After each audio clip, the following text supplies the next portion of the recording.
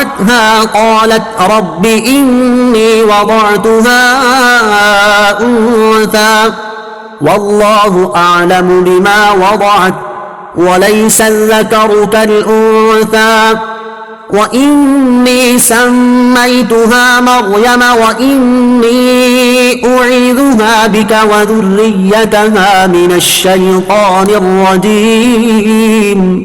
ترجمہ: پھر جب عمران کی بیوی نے بچی کو جنم دیا تو اس نے کہا اے میرے رب، میں نے تو لڑکی کو جنم دیا ہے، حالانکہ اللہ بہتر جانتا ہے جو اس نے جنا وہ لڑکا یعنی جس کی خواہش تھی اس لڑکی جیسا نہیں جو اسے عطا کی گئی. اور اس نے کہا کہ میں نے اس بچی کا نام مریم رکھا اور میں اسے اور اس کی اولاد کو شیطان مردود کے شر سے تیری پناہ میں دیتی ہوں.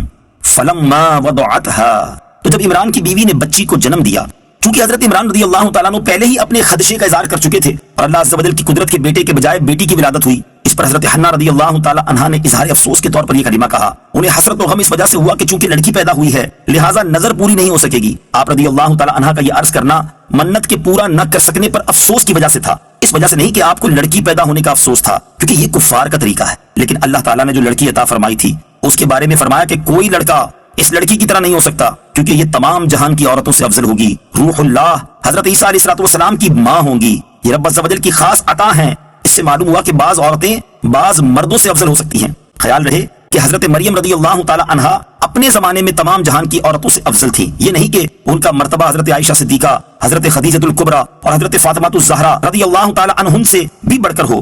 مریم کے معنی عابدہ اور خادمہ ہیں. وَإِنِّي أُعِيذُهَا بِكَ، اور میں اسے تیری پناہ میں دیتی ہوں. حضرت مریم رضی اللہ تعالیٰ عنہ کی والدہ نے حضرت مریم رضی اللہ تعالیٰ عنہ اور ان کی اولاد کے لیے شیطان کے شر سے پناہ مانگی اور اللہ تعالیٰ نے اس دعا کو قبول فرمایا. لہٰذا یہ مقبول الفاظ ہیں. اپنی اولاد کے لیے ان الفاظ کے ساتھ دعا مانگتے رہنا چاہیے، انشاءاللہ عز و جل کرم ہوگا. فتقبلها ربها بقبول حسن وأنبتها نباتا حسنا وكفلها زكريا كلما دخل عليها زكريا المحراب وجد عندها رزقا قال يا مريم أنى لك هذا قالت هو من عند الله إن الله يرزق من يشاء بغير حساب. ترجمہ: تو اس کے رب نے اسے اچھی طرح قبول کیا اور اسے خوب پروان چڑھایا اور زکریا کو اس کا نگہبان بنا دیا. جب کبھی زکریا اس کے پاس اس کی نماز پڑھنے کی جگہ جاتے تو اس کے پاس پھل پاتے. زکریا نے سوال کیا اے مریم یہ تمہارے پاس کہاں سے آتا ہے؟ انہوں نے جواب دیا یہ اللہ کی طرف سے ہے، بے شک اللہ جسے چاہتا ہے بے شمار رزق عطا فرماتا ہے. فتقبلها ربها بقبول حسن، تو اس کے رب نے اسے اچھی طرح قبول کیا. اللہ تعالیٰ نے نظر میں لڑکے کی جگہ حضرت مریم رضی اللہ تعالیٰ عنہا کو قبول فرما لیا اور انہیں احسن انداز میں پروان چڑھایا. حضرت مریم رضی اللہ تعالیٰ عنہا دوسرے بچوں کی بنسبت بہت تیزی کے ساتھ بڑھتی رہی. حضرت حنا رضی اللہ تعالیٰ عنہا نے ولادت کے بعد حضرت مریم کو ایک کپڑے میں لپیٹ کر بیت المقدس کے علماء کے سامنے پیش کر دیا تاکہ وہ انہیں اپنی کفالت میں لے لیں. ان علماء کو بہت معزز شمار کیا جاتا تھا اور یہ علماء حضرت ہارون علیہ نبینا علیہ السلام کی اولاد میں سے تھے اور بیت المقدس کی خدمت پر مقرر تھے. چونکہ حضرت مریم رضی اللہ تعالی عنہا حضرت عمران کی بیٹی تھی جو ان علماء میں ممتاز تھے اور ان کا خاندان بھی بنی اسرائیل میں بہت اعلیٰ اور صاحب علم خاندان تھا، اس لیے ان سب علماء نے جن کی تعداد 27 تھی حضرت مریم کو اپنی پرورش میں لینے میں رغبت ظاہر کی. حضرت زکریا علیہ نبینا علیہ السلام نے فرمایا کہ میں ان کا سب سے زیادہ حقدار ہوں کیونکہ میرے گھر میں ان کی خالہ ہیں.